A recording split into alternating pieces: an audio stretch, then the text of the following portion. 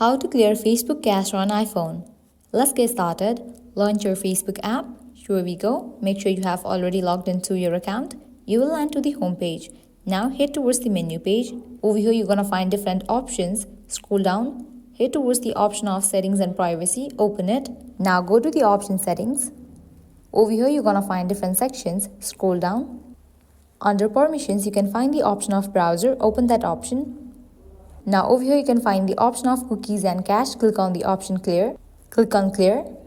After you do that, you can close this app and open your settings app. Here we go. Now scroll down, go to the option general. Head towards the option of iPhone storage. Now find the app Facebook and open it.